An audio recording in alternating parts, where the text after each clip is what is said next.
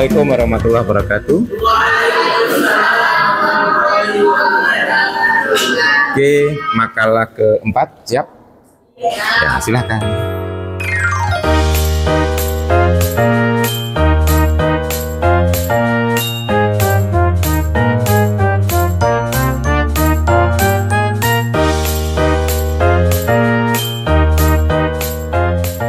Assalamualaikum warahmatullahi wabarakatuh.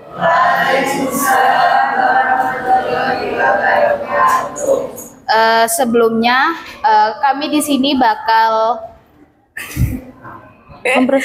mempresentasikan terkait prosedur dan rancangan pengelolaan kelas dengan anggota kelompok kami, dengan saya sendiri Lafia Farihatun Nihaya, saya Febrianti Nur Eka Putri Ardian, saya Gisela Putri Nikias, saya Panama Darifin, dan itu Ajeng Widya Pramudita.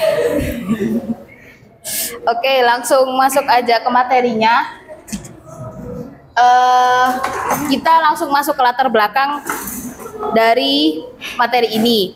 Pengelolaan kelas itu berperan penting dalam kelancaran proses pembelajaran. Tidak hanya sebatas pengaturan ruang, tetapi juga mencakup interaksi antara guru dan siswa serta penerapan prosedur yang efektif. Nah, dengan menciptakan lingkungan belajar yang aman, nyaman, dan kondusif, dapat membuat siswa lebih termotivasi dan aktif dalam pembelajaran. Prosedur pengelolaan kelas juga melibatkan pengaturan disiplin, waktu, dan metode pembelajaran yang disesuaikan dengan kebutuhan serta gaya belajar siswa. Guru juga harus menjaga keseimbangan antara menciptakan suasana belajar yang kondusif dan mengelola perilaku siswa yang beragam. Perbedaan karakteristik dan kebutuhan siswa juga menjadi tantangan tersendiri bagi pengelolaan kelas ini. Pengelolaan kelas yang efektif seringkali menghadapi keterbatasan sumber daya. Pemanfaatan teknologi dan media pembelajaran menjadi solusi dalam pengoptimalan proses dalam pembelajaran. Dengan pengelolaan kelas yang baik, siswa dapat lebih aktif berpartisipasi, memiliki rasa percaya diri yang tinggi, serta mengembangkan keterampilan sosial dan prestasi akademik yang lebih baik. Berikut adalah rumusan masalah dalam materi yang kami sajikan. Berikut juga untuk tujuannya.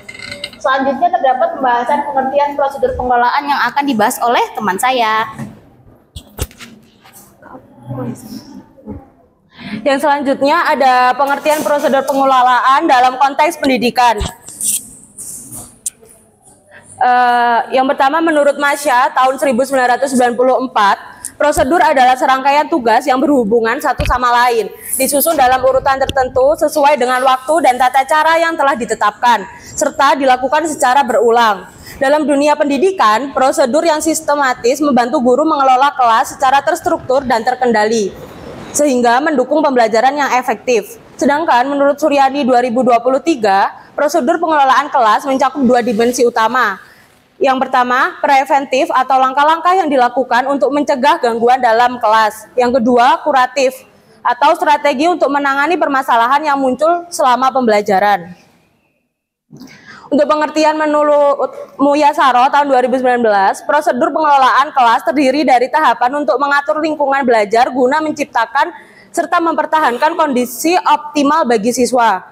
Dengan adanya prosedur yang jelas, gangguan belajar dapat diminimalkan dan partisipasi siswa dalam pembelajaran dapat ditingkatkan. Sedangkan menurut Erwin Syah tahun 2017, prosedur pengelolaan kelas meliputi 3 aspek utama. Yang pertama, perencanaan, yaitu pengaturan lingkungan fisik, aturan, dan strategi pembelajaran. Yang kedua, pelaksanaan, penerapan strategi yang sesuai dengan karakteristik siswa. Dan yang ketiga ada evaluasi atau peninjauan efektivitas prosedur dalam mencapai tujuan pembelajaran. Jadi dapat disimpulkan bahwa prosedur pengelolaan dalam konteks pendidikan adalah serangkaian langkah sistematis yang diterapkan oleh guru untuk menciptakan dan mempertahankan lingkungan belajar yang efektif, menjaga ketertiban, meningkatkan keterlibatan siswa, serta mengoptimalkan sumber daya pendidikan agar tujuan pembelajaran tercapai secara efisien. Yang selanjutnya akan dijelaskan oleh rekan saya.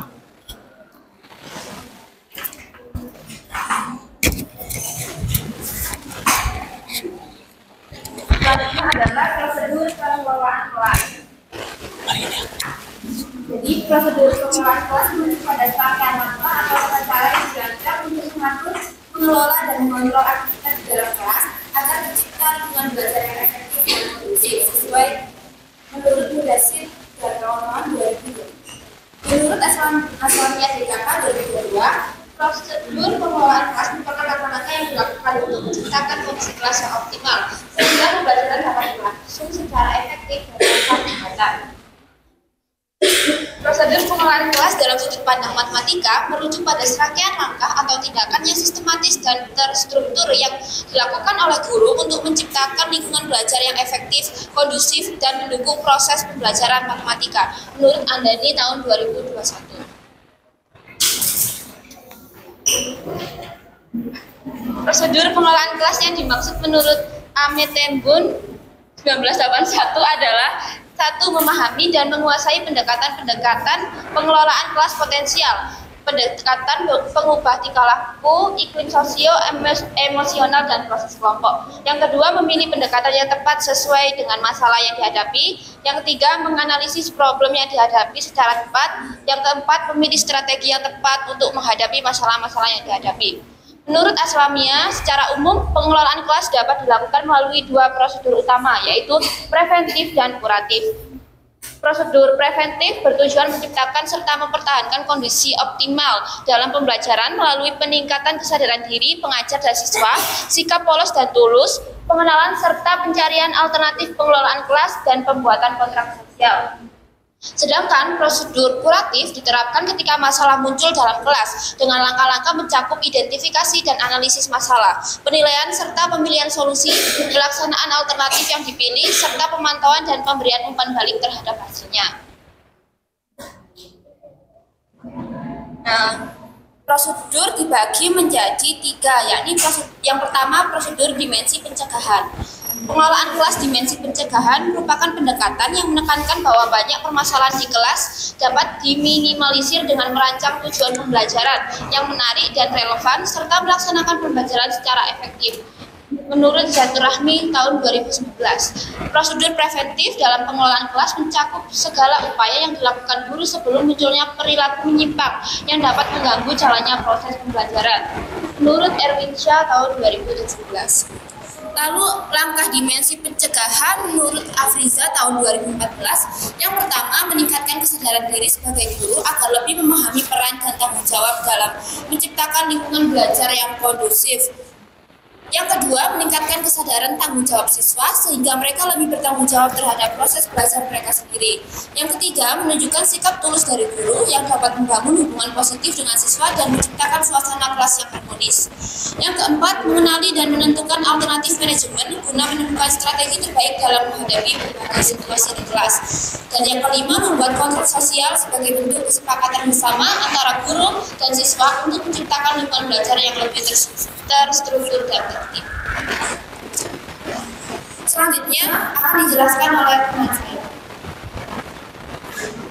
Oke, baik. Selanjutnya adalah prosedur dimensi penyembuhan atau yang kerap juga dikenal dengan prosedur kuratif. Nah, di dimensi penyembuhan ini itu umumnya tindakan atau langkah-langkah agar guru dapat mencegah perilaku menyimpang dari siswa. Nah, untuk dimensi kuratif sendiri ini sangat penting ya, apalagi di dalam pembelajaran matematika, karena kalau semisal di dimensi pencegahan untuk pembelajaran matematika itu kita bisa menerapkan karakter building di dalamnya. Kalau misal untuk penyembuhan, ini dari guru bisa mendekati siswa, dalam artian guru bisa memberikan pendekatan pada siswa agar siswa lebih nyaman dengan guru dan selama pembelajaran, apalagi matematika kan biasanya kerap kali disebut dengan pelajaran yang berat ya. Nah, supaya dari siswa-siswa itu bisa tidak melakukan tindakan menyimpang ataupun miskonsepsi pada matematika, maka dilakukanlah prosedur dimensi penyembuhan atau kuratif ini. Nah, dalam prosedur dimensi penyembuhan sendiri, itu ada beberapa tahapan yang harus dilakukan oleh guru. Yang pertama adalah mengidentifikasi masalah siswa, di mana di sini guru itu mengenali latar belakang kenapa sih kok siswa bisa memunculkan tingkah laku yang menyimpang ini. Itu biasanya didapatkan di mengidentifikasi masalah siswa. Kemudian yang berikutnya adalah menganalisis masalah. Jadi di sini guru itu lebih ke arah menganalisis penyimpangan perilaku siswa. Jadi kalau misal ada siswa yang bermasalah, di situ guru akan memberikan perhatian lebih kepada siswa tersebut. Lalu selanjutnya adalah menilai berbagai alternatif pemecahan dan mendapatkan balikan atau umpan balik, feedback. Jadi kan di menilai berbagai alternatif pemecahan ini, guru itu seperti mencoba strategi apa yang cocok untuk siswa tersebut agar dia tidak melakukan tindakan menyimpang. Lalu feedbacknya itu akan diperoleh oleh guru apakah hal tersebut bisa membuat siswa tidak keluar dari jalurnya, begitu. Untuk selanjutnya ada prosedur bagi pekerjaan individual dan kegiatan yang dipimpin oleh guru. Nah, prosedur yang baik itu adalah prosedur yang dapat mencegah atau mengurangi distraksi ataupun interupsi. Nah, prosedur yang baik itu sejatinya tidak menyebabkan kelas jadi terhambat. Oleh karena itu, prosedur yang baik ini memiliki beberapa tahapan yang perlu dilakukan oleh guru. Di antaranya adalah perhatian siswa selama presentasi. Dalam artian, guru memberikan perhatian lebih kepada siswa. Jadi siswa itu tidak semata-mata dibiarkan terlepas begitu saja, karena itu juga untuk menghindari terjadinya situasi kelas yang kurang kondusif. Kemudian selanjutnya adalah partisipasi siswa, di mana guru harus memperhatikan cara siswa berpartisipasi, entah dia aktif di kelas atau kehadirannya dan yang semacamnya. Lalu selanjutnya adalah berbicara kepada sesama siswa, lalu bantuan yang diperlukan oleh siswa dan kegiatan setelah pekerjaan individual. Nah, untuk bantuan yang diperlukan oleh siswa ini ketika dari siswa tersebut mengalami kesulitan dan meminta bantuan kepada guru untuk dijelaskan atau diberikan arahan, dari guru itu wajib untuk membimbing siswa tersebut. Meskipun tidak memberikan kuncinya secara langsung atau caranya secara langsung, paling tidak guru bisa memfasilitasi siswa dengan menjawab pertanyaan-pertanyaan yang ada di kepala siswa tersebut. Namun dalam lingkup batasan pembelajaran yang dilaksanakan. Lalu untuk kegiatan setelah pekerjaan individual ini kenapa ada di sini? Itu karena siswa yang menyelesaikan tugas lebih dulu itu kadang cenderung bingung kan setelah ini mau ngapain gitu. Nah, untuk mengurangi tindakan seperti dia membuat keributan atau dia asik sendiri, makanya dari guru itu bisa menetapkan lagi, misal siswa ini sudah selesai mengerjakan tugasnya, maka dia bisa membaca buku, atau maka dia bisa merapikan bukunya, atau dia bisa mengerjakan atau mempelajari materi berikutnya. Seperti itu. Lalu untuk selanjutnya adalah prosedur ruang kelas yang akan dibahas oleh rekan saya.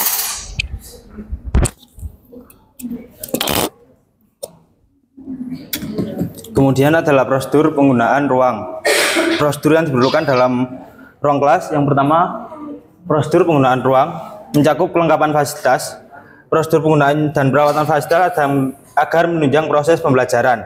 Pada pembelajaran matematika, contohnya fasilitas penunjang yang kerap digunakan seperti layar proyektor, LCD, media pembelajaran manipulatif, dan lain sebagainya.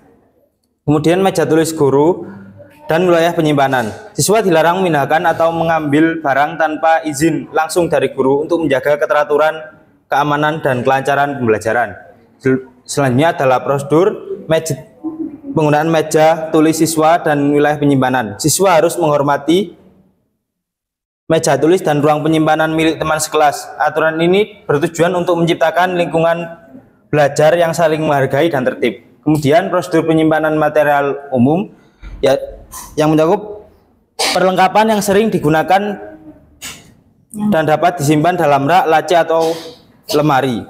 Prosedurnya, wilayah penyimpanan ini wajib dilabeli oleh guru dengan benar dan diajarkan kepada siswa kapan material tersebut boleh diambil, digunakan, dan bagaimana penyimpanannya, dan kapan harus dikembalikan. Selanjutnya adalah prosedur penggunaan keran air minum, wastafel, dan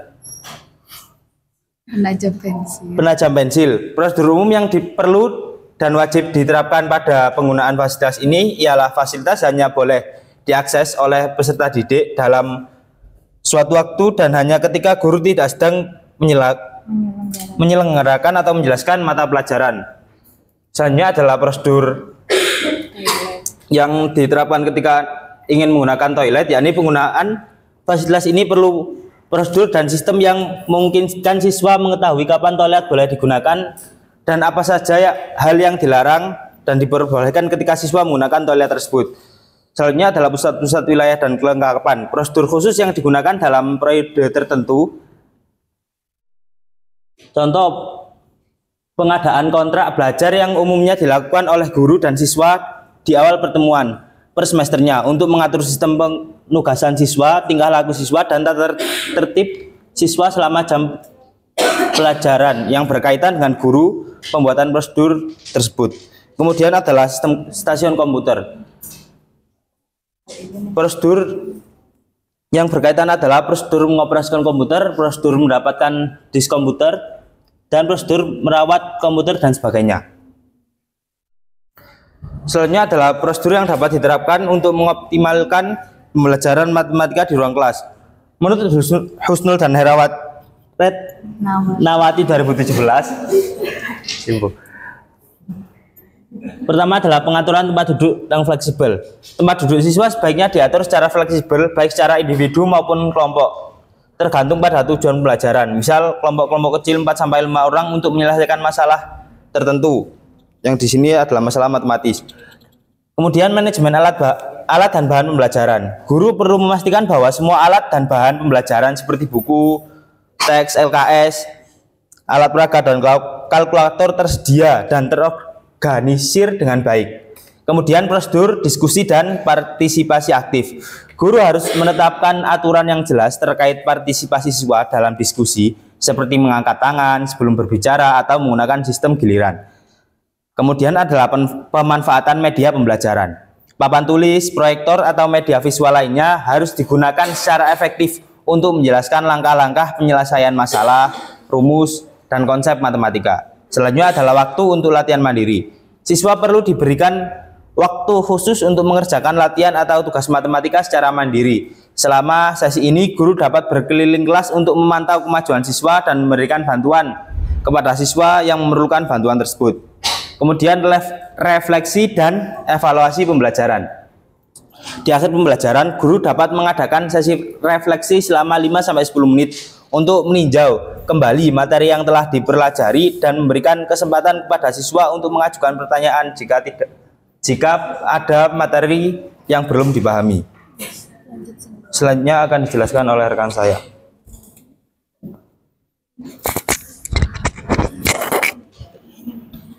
Yang selanjutnya ada rancangan pengelolaan kelas. Rancangan sendiri merupakan suatu kegiatan yang telah tersusun secara sistematis agar kegiatan tersebut dapat dilakukan secara terarah.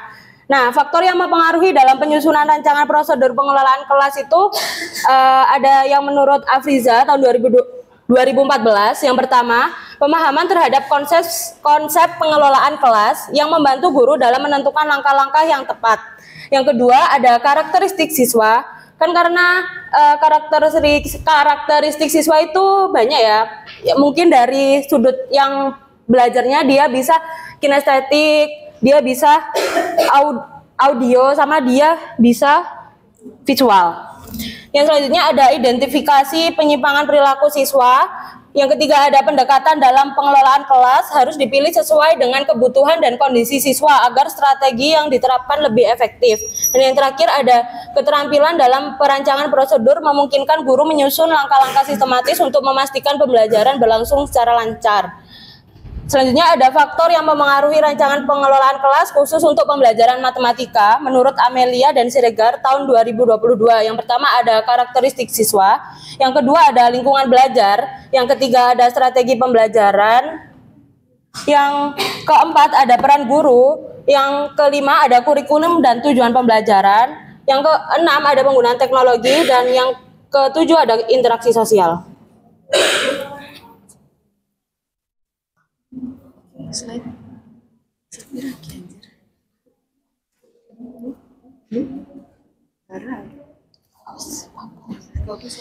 Yang selanjutnya ada pengelolaan kelas memiliki beberapa langkah atau sintaks. Yang pertama adalah merencanakan pembelajaran.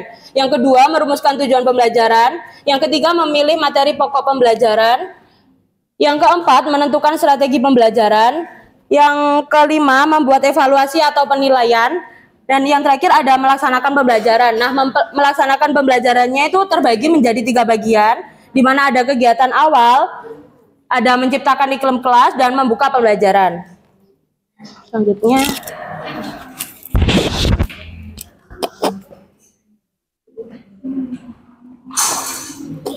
Selanjutnya, saya akan menjelaskan mengenai kendala, prosedur, dan rancangan pengelolaan kelas.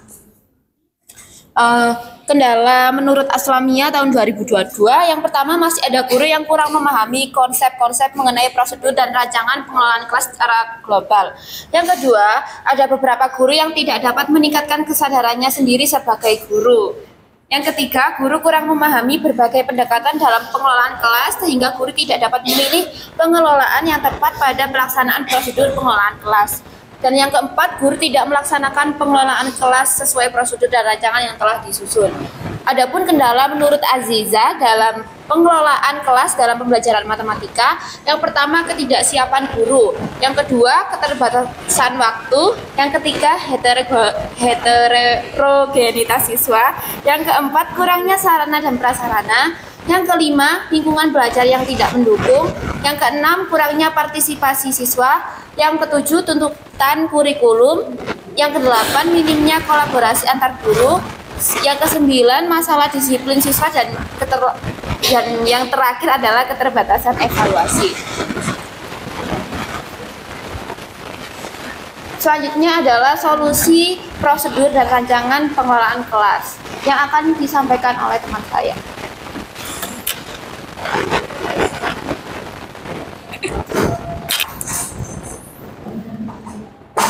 Oke, selanjutnya di sini kita akan membahas terkait dengan kendala dalam suatu atau permasalahan dan juga solusinya. Nah, setiap kendala atau permasalahan itu kan selalu ada solusinya ya.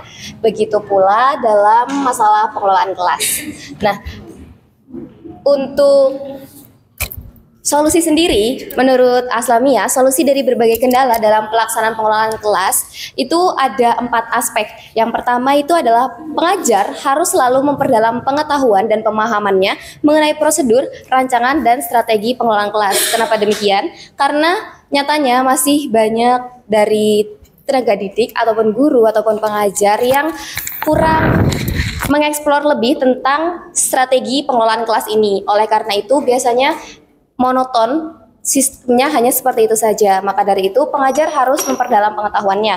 Kemudian yang kedua, pengajar harus dapat meningkatkan kesadarannya sendiri sebagai guru dan kepribadian yang dimiliki guru harus disenangi siswa. Kenapa demikian? Karena kan biasanya itu banyak ya siswa yang kalau misal dia kurang cocok sama gurunya, maka dia tidak akan menerima pembelajaran tersebut dengan utuh. Dalam artian ya dia kalau nggak seret gitu kan, jadi kayak aku gak mau belajar lah, itu biasanya ada beberapa siswa yang seperti itu. Lalu yang ketiga, pengajar harus mendalami konsep-konsep berbagai pendekatan pengelolaan kelas. Selayaknya yang pertama tadi, poin 3 ini juga merujuk pada pemahaman dan pengetahuan dari guru tersebut.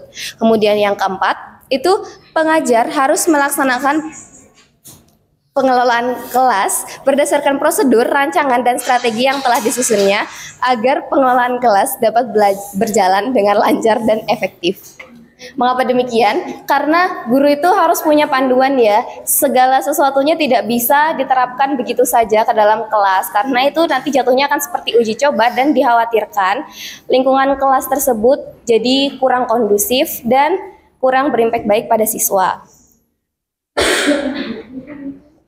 Oke, solusi untuk mengatasi berbagai kendala dalam pelaksanaan pengelolaan kelas pembelajaran matematika menurut Akbar sendiri itu ada beberapa jenis. Yang pertama ada mengadakan pelatihan atau workshop bagi guru untuk memperdalam pengetahuan guru terhadap strategi-strategi pengelolaan kelas.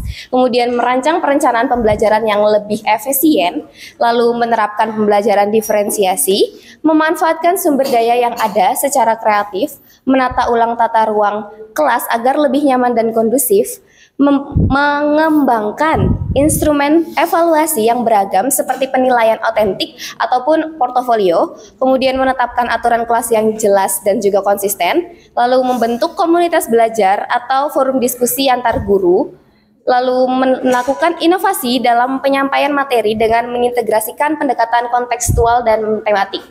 Nah, yang terakhir ada menerapkan metode pembelajaran aktif seperti diskusi kelompok. Nah, hal ini menurut Akbar itu merupakan poin-poin yang bisa menjadi solusi baik dalam mengatasi kendala pengelolaan kelas. Kenapa? Karena dari beberapa poin yang disampaikan Akbar ini itu sudah mencakup hampir keseluruhan cara penanggulangan permasalahan yang terjadi saat pengelolaan kelas. Untuk selanjutnya akan dibahas oleh rekan saya.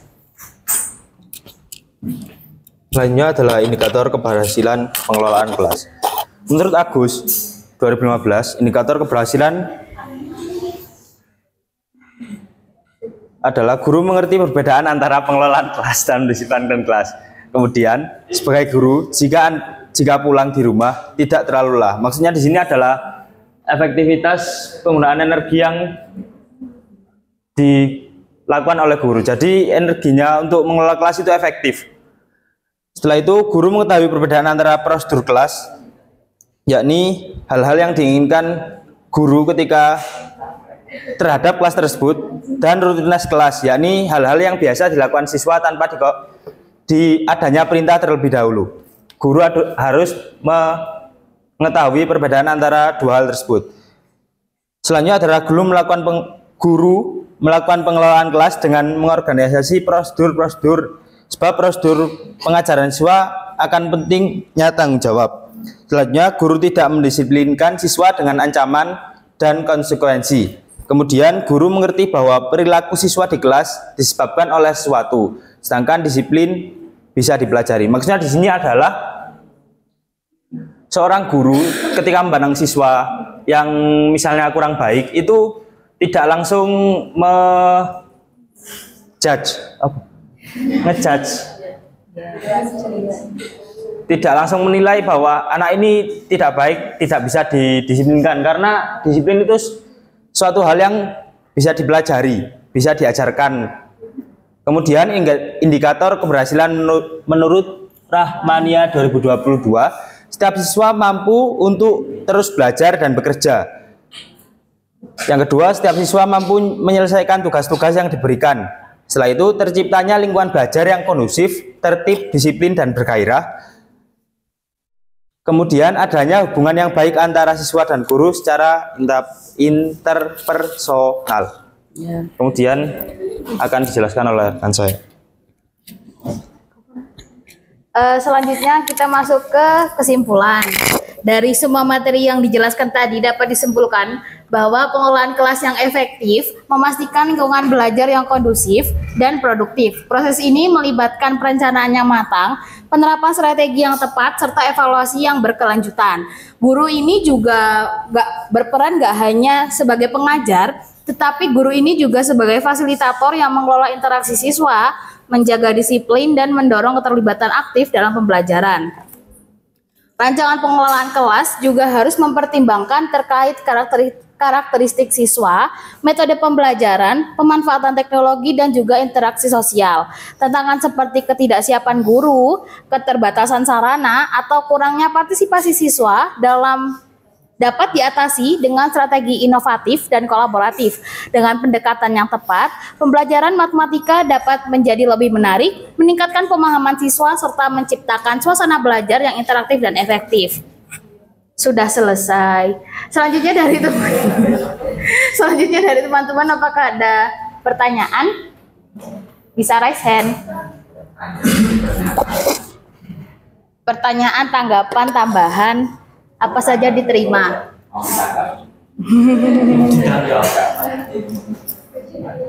Ya, question pindang.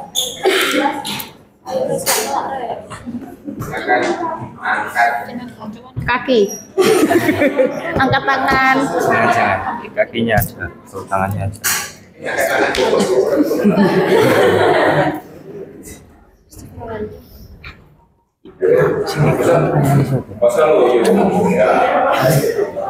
Hanum.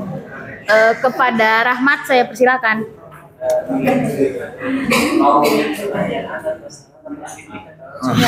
Ya, silahkan. stoknya banyak. Oke, siap. Semua keluarkan. sebelum kesimpulan itu ada ingat prosedur kelas bukan peraturan kelas, itu perbedaannya apa, terus kalian bisa milih yang mana. Nah terus untuk yang Oh iya. Oke, siap. untuk kritiknya kayaknya enggak.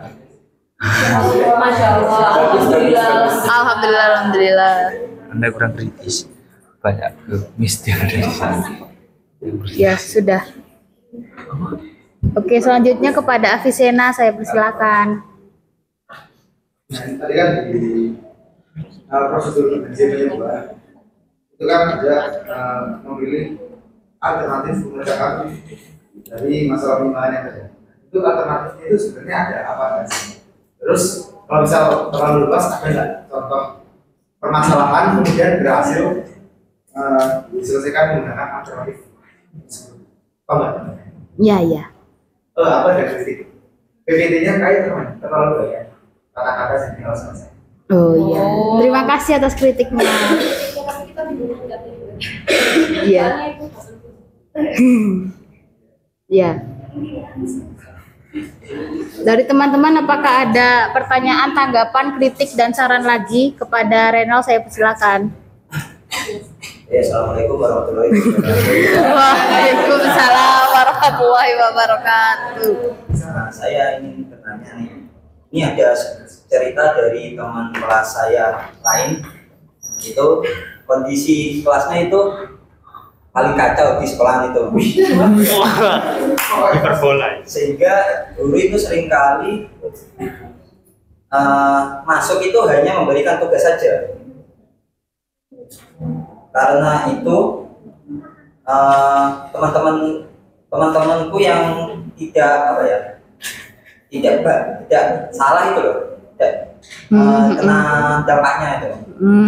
Nah, mungkin kalian ada saran gimana langkah-langkah agar guru itu dapat agar kelas tersebut itu kembali baik gitu loh.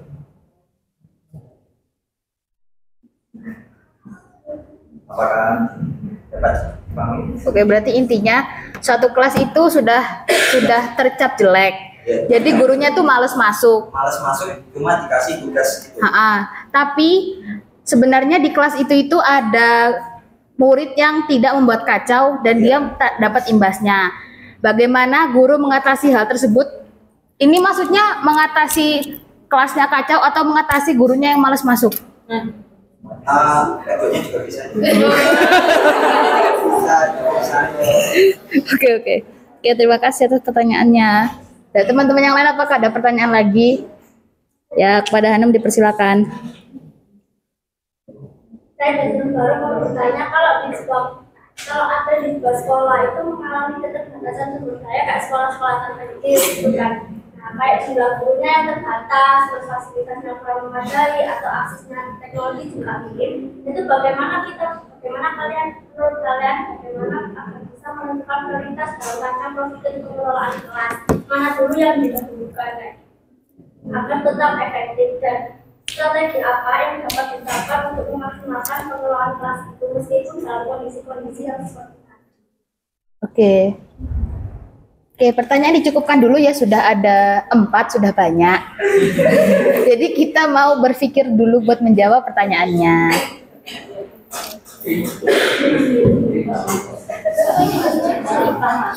Weird. Selesai dulu terakhir mau sih. Apa? Siapa sih tak kok mau? Selamat. Satu pertanyaan dulu ya dari terkait perbedaan kelas dan juga kelas tadi ya. Kalau prosedur ini singkatnya, prosedur kelas itu lebih ke arah langkah-langkah. Jadi kayak dia itu menata langkah-langkah atau cara gimana sih agar pembelajaran tersebut terlaksana dengan baik. Jadi tujuannya dia itu lebih ke arah agar pembelajaran tersebut berjalan dengan lancar. Jadi itu langkah-langkah, jadi kita di langkah-langkah melancarkan pembelajaran di kelas. Nah, kalau peraturan kelas sendiri itu lebih ke arah tata tertib yang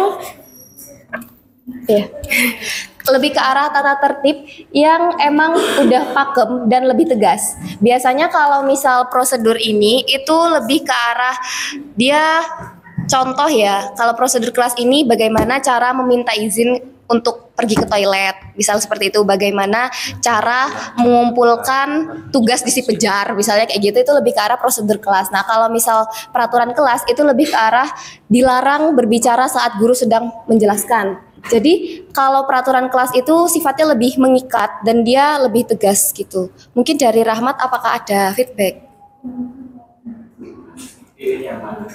Oh iya. Kita pilih yang mana? Oke, terkait pemilihan sendiri, sebenarnya itu dua-duanya diperlukan bersamaan.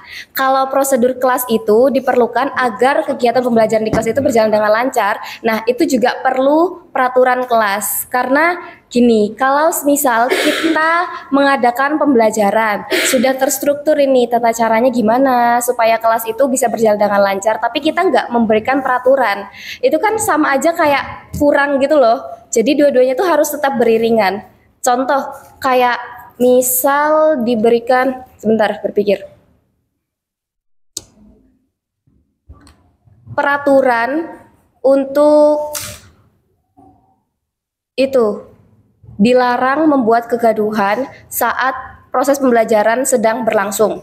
Jadi kan kalau misal di prosedurnya itu siswa harus memperhatikan apa yang guru jelaskan, apa yang guru terangkan, dan siswa harus kayak menyimak pembelajaran dengan baik dan benar.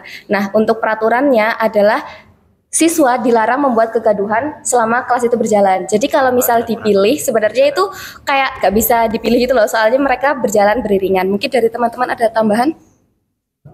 Iya, mungkin dari Rahmat bagaimana? Oke, baik. Sebelumnya saya akan menjawab pertanyaan dari Renal tadi ya. Mungkin dari teman satu kelompok juga ada yang lain.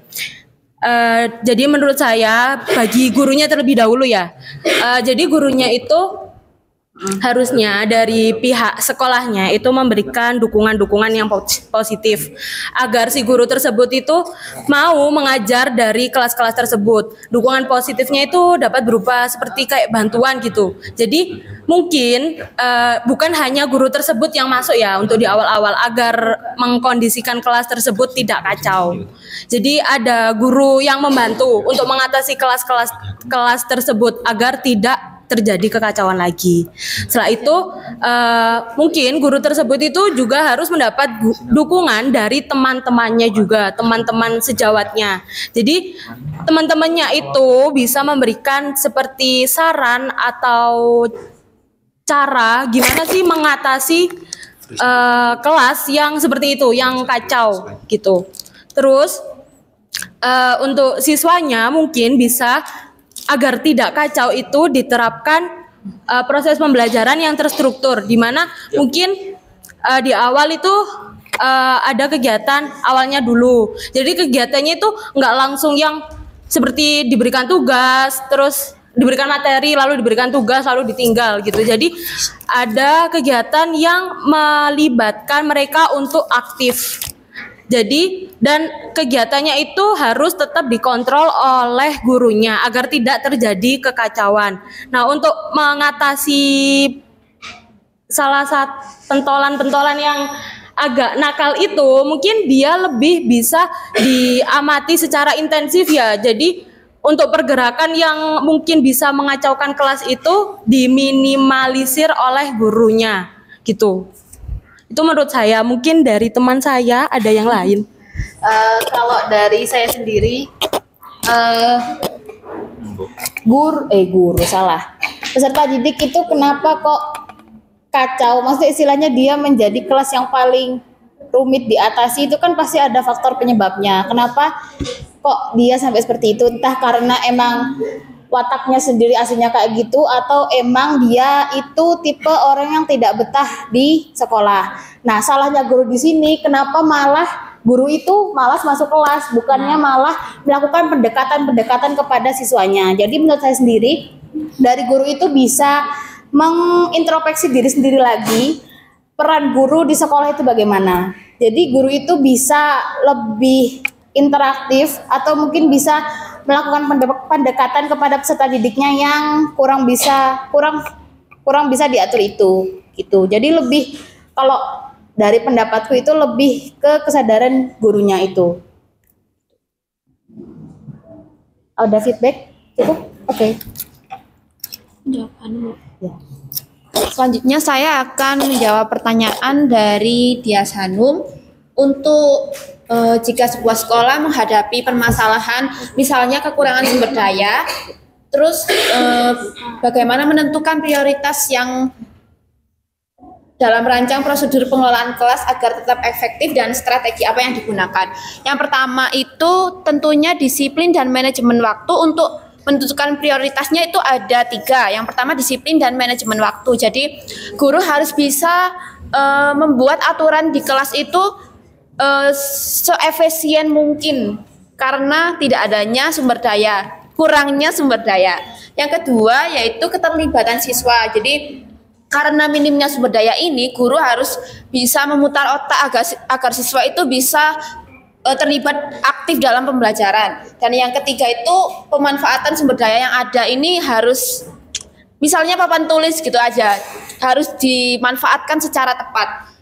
Nah, untuk strategi efektifnya, yang pertama itu tentu saja itu membuat prosedur kelas, tetapkan aturan sederhana, sepertinya siswa diajak berkelompok, berdiskusi gitu. Terus yang kedua itu peran siswa juga penting dalam pengelolaan kelas. Terus untuk fasilitas itu seperti yang saya jelaskan tadi, kalau misal nggak ada teknologi, metode diskusinya itu bisa diskusi secara langsung atau pakai model pembelajaran jigsaw sehingga siswa bisa terlibat aktif.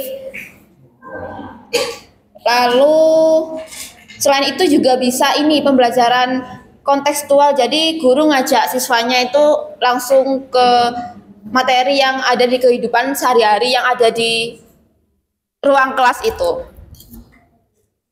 Untuk teknologi misal tidak ada proyektor, berarti gurunya harus lebih kreatif lagi menggambar.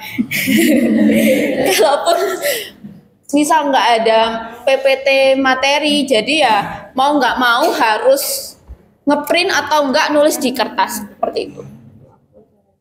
Sudah itu aja. Apakah ada feedback? Ya sama.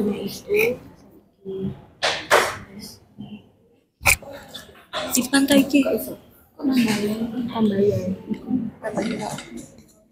Ya, mungkin aku izin menjawab pertanyaan punya Avicenna ya. Terkait yang kutangkap tadi pertanyaannya itu alternatif itu ada apa aja, sama kayak contoh penerapan alternatif itu kalau ada kasus gitu ya, contoh kasusnya. Nah, buat alternatif sendiri itu sebenarnya udah kita jelaskan tadi. Ya. Pokok terkait dengan alternatif tadi itu sudah kita paparkan seperti alternatif yang pencegahan, terus penyembuhan. Jadi kayak preventif, terus kuratif, terus ada juga represif kalau nggak salah. Nah, jadi itu kayak per tahap, ada 3 tahap. Di awal itu ada pencegahan, terus di tengah itu ada penindakan, sama yang terakhir itu ada penyembuhan. Nah, kalau buat itu alternatifnya, jenis alternatifnya. Nah, kalau misal buat contoh kasusnya, itu contoh nih yang umum terjadi di lingkungan sekolah itu kan kayak kasus bullying gitu kan. Nah, buat kasus bullying itu, buat preventifnya, itu kita bisa mengadakan sosialisasi anti bullying. Nah, sosialisasi itu biasanya sih kalau dari pengalaman saya pribadi, itu biasanya bakal dilaksanakan oleh sekolah langsung untuk seluruh angkatan gitu. Nah, itu merupakan salah satu alternatif pencegahan yang udah dilakukan. Lalu buat alternatif penindakannya itu adalah pemberian sanksi atau peneguran. Biasanya kan di sekolah itu ada BP atau BK ya. Nah, itu biasanya bisa memberikan sanksi pada para pelaku bullying. Lalu untuk penyembuhannya atau kuratifnya itu dari pelaku dan juga yang korban itu bisa diberikan mediasi. Jadi tidak hanya satu pihak namun 2 pihak. Dari korban itu diberikan mediasi agar dia kayak mengembalikan rasa kepercayaan dirinya dan sebagainya setelah dibully tadi, dan dari pembuli itu juga akan diberikan mediasi agar dia kembali pada jalannya. Seperti itu. Mungkin dari teman saya ada tambahan?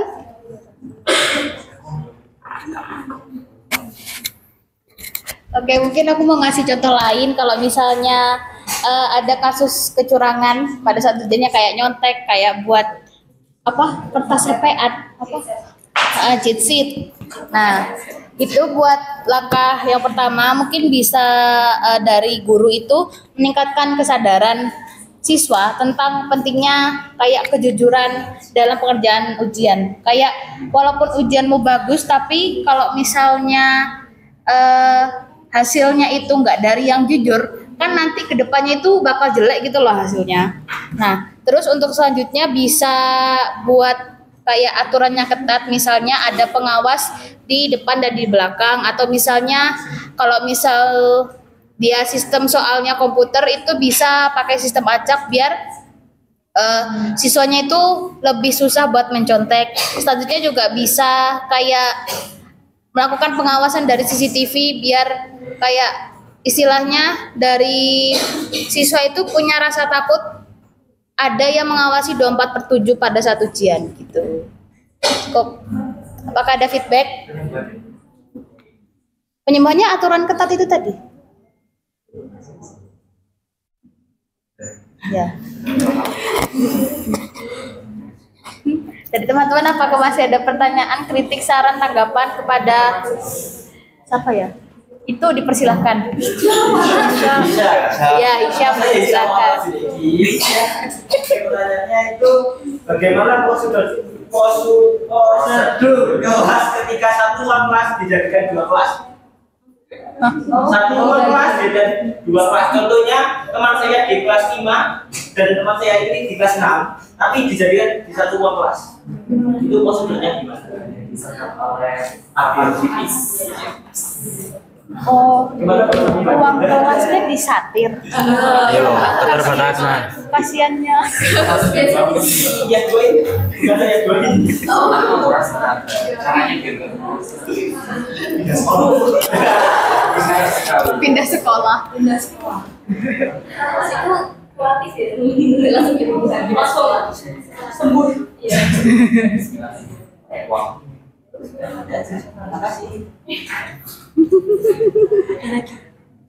Ada lagi? Oh iya, banyaknya. Kita ditambah cerita ini. Sekolahnya itu kondisinya itu sebenarnya kelasnya banyak ya, tambahannya. Cuma yang 3 itu mau di biar sedikit. Tapi yang 3 lainnya itu juga masih bangunan lama gitu. Jadi kayak setengah-setengah gitu loh. Digabung gitu. Sedangkan anaknya itu juga sebagai strategi sekiranya gak rame. Ya wes, gue jawab kok. Iki pengen jawab. Lek Isa. Jawab. Jawab kok. Enggak apa-apa. Karena nggak ngoleh, cuma apa? Aku masalah nggak mau coy iki. Sesuai keyakinan kok. Oke, kepada Gisel saya persilakan. Ya, Gisel. Itu Gisel. Izin bertanya, tadi kan dijelaskan bahwa di indikator keberhasilan itu berhasil jika adanya hubungan yang baik antara siswa dan guru secara interpersonal. Dan di sini, menurut kelompok, apakah dari hal tersebut tidak membuat diri antar siswa satu dengan yang lain tidak ada? Apakah hal tersebut termasuk berhasil? Oh, interpersonal Hubungan personal antara dua orang. personal. Jadi siswa sampai guru itu cerdas. Nah itu apa? Dari siswa lain itu nggak mikir kalau siswa yang lain itu iri, apa mbak sih? Kan kalau misalnya kita dekat sama guru kan pasti kayak biar itu lo mesti gini. Gurunya sih kudu nakal. Yo wes jawab kok. Oke, selanjutnya kayaknya Tias tadi mau tanya jadikah? Oke, silakan. Terima kasih atas kesempatannya. Masih terkait izin bertanya. Masih terkait izin bertanya. Langsung tepuk tangan. Langsung tepuk tangan. Istilahnya masih terkait tentang Apa? prosedur dimensi penyembuhan. Ya. Kan dalam setiap kelas misalkan guru itu kayak melontarkan pertanyaan, pasti ada siswa yang aktif dalam menjawab dan ada juga siswa yang pasif. Nah, siswa yang pasif ini apakah merupakan termasuk perilaku menyimpang yang dijelaskan dalam ini prosedur dimensi penyembuhan yang dapat mengganggu kondisi optimal dan proses belajar mengajar. Lalu bagaimana prosedur yang dapat dilakukan oleh guru agar semua siswa itu mendapatkan kesempatan yang adil dalam menjawab pertanyaan dan menyampaikan pendapat mereka. Dua orang atau lebih? Interpersonal itu loh, 2 atau lebih. Nggak personal baru 2 orang. Enggak. Ayo, jadinya maksudnya enggak harus, maksudnya itu kan mengarahkan nanti semua siswa, betul gak sih? Maksudnya guru ke semua siswa, bukan berarti redaksinya harusnya siswa-siswa. Izin menjawab yang pertanyaannya Gisel ya. Izin menjawab yang pertanyaan Gisel. Yang tadi kan yang ditanyakan itu apa tadi? Apakah hubungan interpersonal membuat iri ya? Dan apakah itu termasuk berhasil apa enggak? Dan apakah itu termasuk berhasil apa enggak? Kan interpersonal itu definisinya hubungan antara 2 orang atau lebih. Jadi bisa didefinisikan di sini interaksi interpersonal itu antara guru dan semua murid, bukan hanya satu murid. Jadi tidak akan menyebabkan keirian tadi. Nah, hubungan baik tersebut kan bila terjadi hubungan baik antara guru dan semua siswa itu kan siswa jadi enak diatur, materi gampang disampaikan, kan itu membuat pembelajaran berhasil. Gitu aja. Apa ada feedback? Ini ada tambahan. Mungkin mau menambahkan ya agar tidak terjadi salah paham antara guru sama siswa itu. Nah, jadi guru itu harus bersikap adil kepada semua siswanya. Jadi tidak salah satu yang diberikan kebebasan yang berlebihan. Jadi guru itu berusaha menjalin hubungan yang baik antara guru tersebut sama semua siswa. Jadi tidak hanya kepada siswa-siswa tertentu. Setelah itu mungkin guru juga dapat menerapkan pendekatan yang terbuka ya. Jadi kalau misal ada keperluan antara guru sama salah satu murid itu mungkin guru bisa menjelaskan bahwa oh ini keperluannya bukan karena ada sesuatu yang berkaitan sama nilai atau apa yang sensitif sama semua siswa gitu.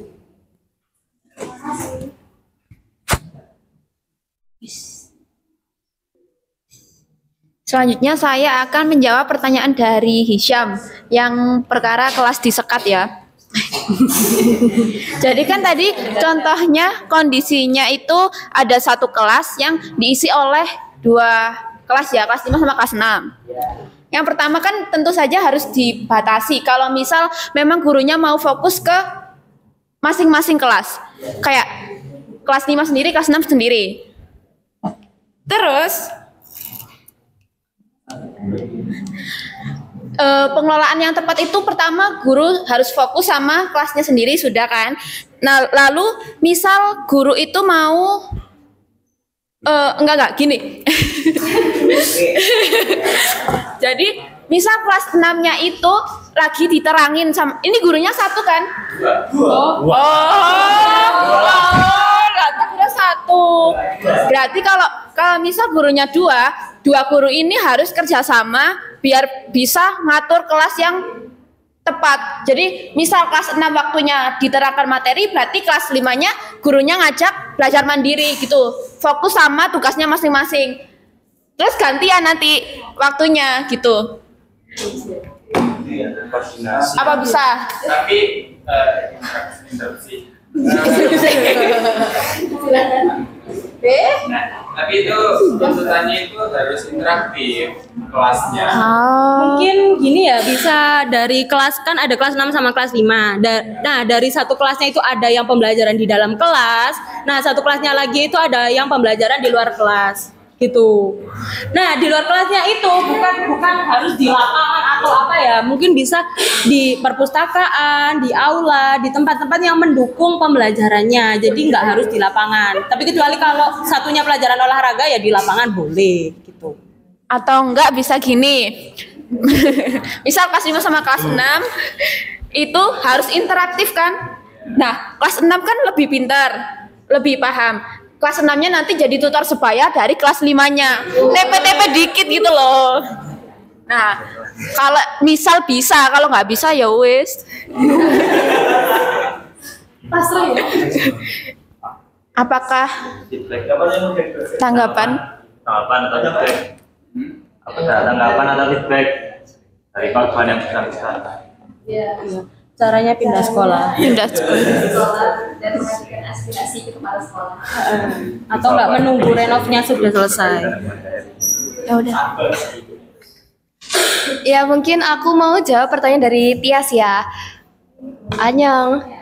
Ya, terkait dengan tadi kan dimensi penyembuhan ya, kuratif. Terus yang siswa yang kurang aktif dalam bertanya di kelas itu, apakah dia termasuk siswa yang melakukan tindakan menyimpang gitu ya?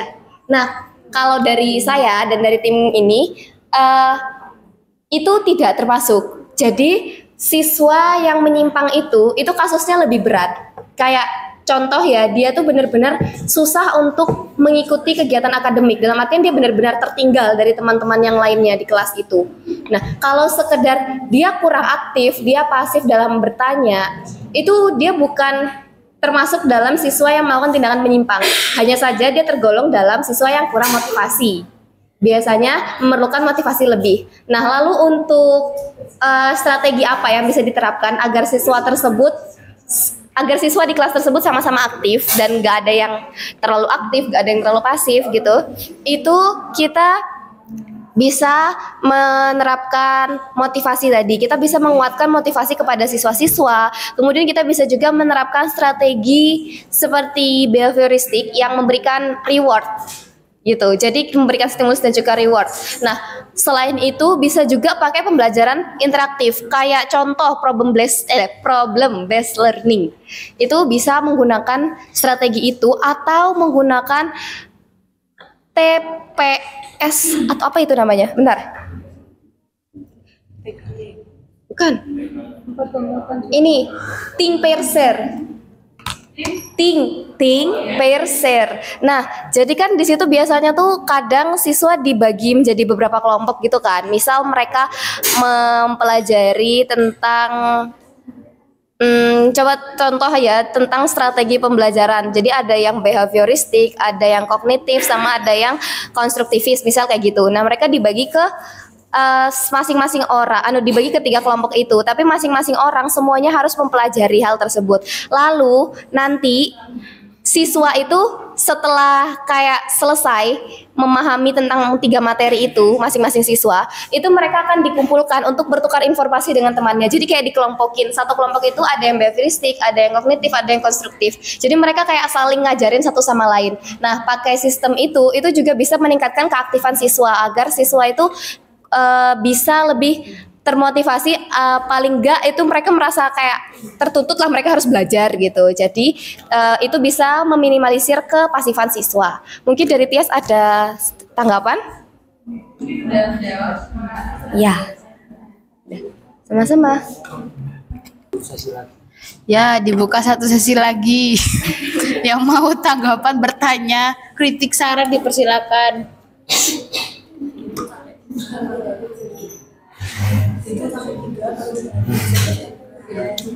Dihitung 1 sampai 3, kalau nggak ada tanggapan diselesaikan. 1, 2, 3. Oh, sudah nggak ada, berarti sudah cukup. Oke, sekian. Enggak, sebelumnya mau ucapin terima kasih kepada teman-teman yang sudah memberikan tanggapan, pertanyaan, kritik, dan saran. Terima kasih banyak. Kami mohon maaf kalau misalnya selama presentasi ini ada kesalahan kata maupun perbuatan. Kami tutup. Wassalamualaikum warahmatullahi wabarakatuh.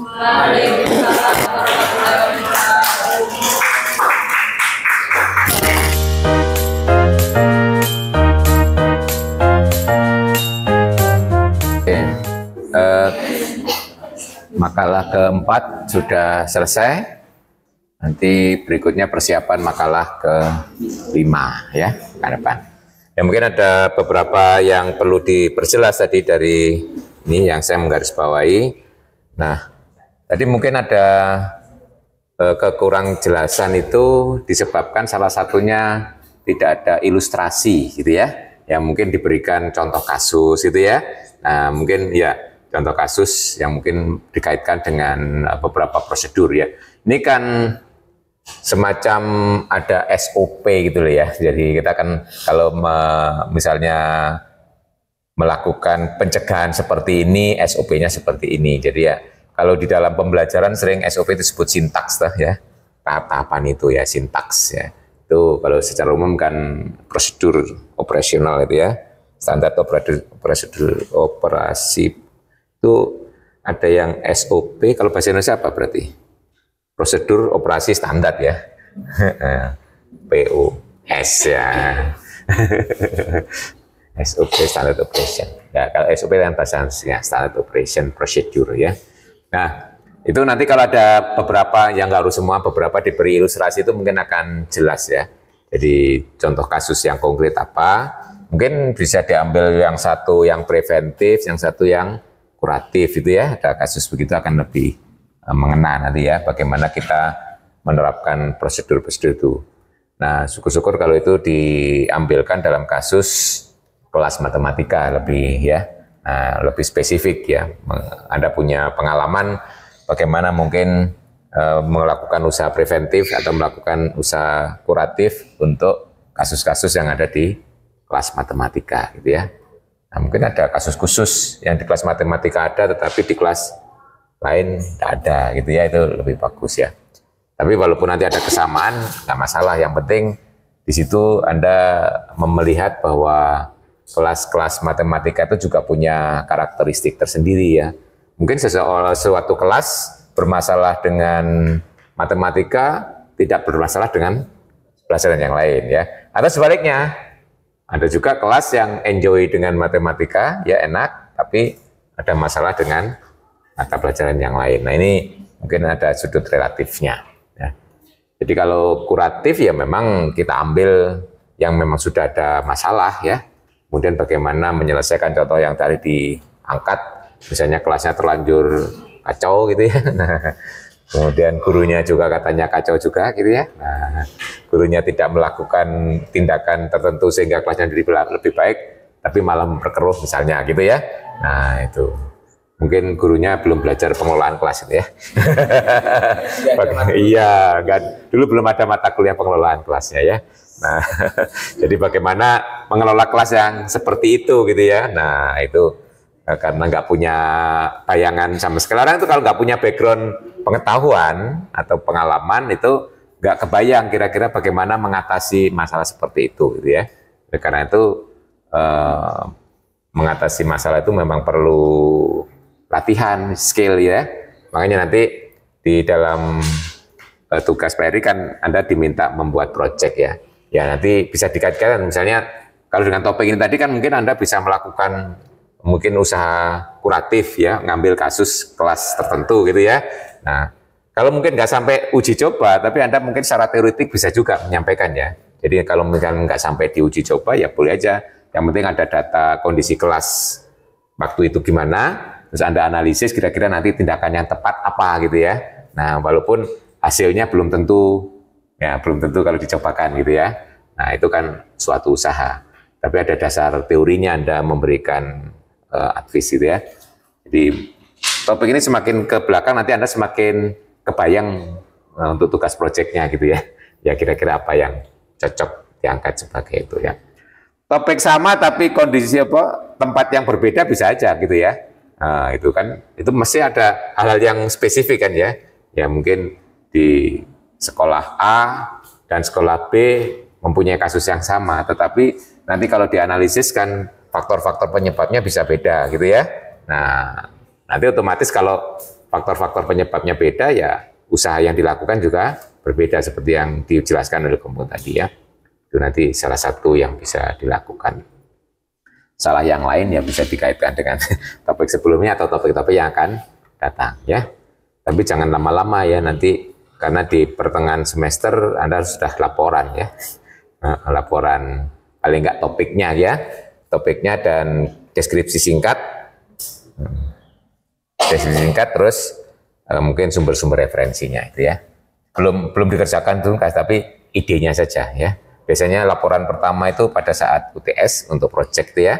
Nah, minimal judulnya, deskripsi singkat, apa yang mau dilakukan, dan sumber rujukannya ya.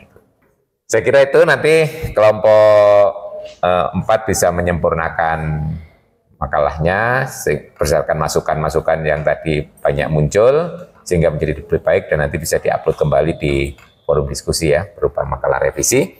Kemudian yang lain nanti jangan lupa mengisi review ya untuk kelompok 4 ya. Kelompok 3 sudah saya share hasilnya itu ya, yang bagaimana penilaian teman-temannya. Nah, biasanya di hari terakhir biasanya saya tutup terus saya ambil datanya di share ya, paling nggak bisa dipakai digunakan untuk introspeksi ya. Nah, apakah penampilan saya cukup menarik atau tidak, bermanfaat atau tidak, nah itu. Nanti setelah ini Anda melakukan penilaian untuk kelompok 4. Untuk proyek itu individu atau kelompok? Hah? Proyek itu individu atau? Sementara cari dulu saya individu dulu, nanti saya pertimbangkan ya. Nah, kan kalau masing-masing individu sudah punya ide kan lebih enak ya. Nanti Anda kelompok tinggal mempertemukan, kira-kira nanti didiskusikan mana ya. Jadi sekarang berpikir individu dulu ya. Nah, gitu. Tapi nanti kalau seandainya kelompok tidak sebanyak ya, tidak sebanyak kelompok presentasi, ya mungkin 2 atau 3 gitu ya. 2 atau 3 kalau seandainya kelompok ya. Kalau banyak nanti banyak yang melakukan ketergantungan gitu ya. Tergantung linier. Oke. Gitu. Cukup jelas ya, Anda masih punya waktu 3 pekan ya untuk menentukan topik ya, topiknya. Jadi yang penting topiknya dan rencananya sudah fix ya. Nah itu. Tapi nanti ya boleh kalau seandainya ada sesuatu hal nanti bergeser gitu ya. Ternyata merencanakan ini sekolahnya nggak boleh diobservasi misalnya gitu ya. Sebenarnya rencananya mau mengobservasi sekolah, kemudian kelas gitu ya, terus mau lihat kasusnya, terus kita mau melakukan usaha misalnya kuratif gitu ya. Nah itu juga boleh, itu bagus ya. Nah, atau Anda hanya berdasarkan data yang sudah ada juga boleh ya. Nah data mungkin dari informasi gurunya, Anda nggak melakukan observasi sendiri juga boleh ya. Yang penting nggak imajinatif gitu ya, ada sumber yang Anda membayangkan kondisi kelas tertentu kacau ya. Oke, saya kira ini cukup ya. Ya diskon sedikit ya. Maksudnya sampai jam 11 kan ya. Nah jadi memang kuliah kita ini secukupnya kalau presentasi, tapi ada batas maksimalnya ya. Kalau waktunya habis presentasi belum selesai ya harus di-cut ya. Tapi kalau sudah bisa selesai sebelum waktunya habis ya kita selesai kuliah gitu ya. Ya. Oke, ada yang ditanyakan lagi? Ya. Bagi yang belum punya ideas ya. Mungkin saya tetapkan pekan depan apakah Anda harus kelompok atau perorangan ya. Nah, sekarang Anda nyari aja topik masing-masing dulu ya. Nah, itu ya. Nah, diberi waktu sepekan gitu ya. Nah, kalau tinggal gabung kan enak ya. Nah, biasanya kalau kerja kelompok itu juga harus punya ide masing-masing dulu itu ya. Jangan menyerahkan gitu kalau sudah berkelompok tanpa membawa ide, itu biasanya sopo jare kancane gitu ya. Nah, nggak boleh seperti itu ya. Masing-masing itu harus punya kontribusi, perkara nanti yang dipakai itu milik siapa, itu perkara lain, itu tergantung dari, nah yang penting di awal punya ideas dulu ya. Nah itu kan latihan bekerja kelompok begitu ya memang. Bekerja kelompok itu masing-masing harus punya ide. Kemudian ide itu dikonfirmasi dalam kelompok ya. Nah, kalau bekerja kelompok nggak punya ide, itu jenengan bukan kerja kelompok. Manut ya. Anut grubyuk, tahu bahasa Jawa anut grubyuk ya. Nah, dijak ngalor melong ngelor, dijak ngidul melong ngidul gitu ya. Nah, grubyuk ya. Oke, saya kira cukup. Kita akan ketemu lagi insya Allah Kamis pekan depan, nggak minggu, Kamis ya, Kamis ya. Kalau istilahnya yang tepat itu bukan minggu depan, tapi pekan depan ya. Kalau minggu itu nama hari. Ya, betul toh? Dalam bahasa Inggris kan juga begitu, ya toh? Nah, a week ya. Nah, dalam bahasa Indonesia sudah dibedakan sepekan ya. Nah, terus hari Minggu atau hari Ahad gitu ya. Nah, gitu ya. Anda harus cermat ya dalam berbahasa, itu nggak boleh dicampur aduk ya. Apalagi orang matematik itu bahasanya harus tegas, tepat, tetap ya. Nah, gitu ya. Nggak boleh ambigu. Oke, kita ketemu lagi pekan depan. Selamat beristirahat. Tuh, masih ada kuliah lagi nggak? Oh, berarti belum istirahat ya. Selamat melanjutkan kuliah dan menantikan saat buka puasa ya. Assalamualaikum warahmatullahi wabarakatuh.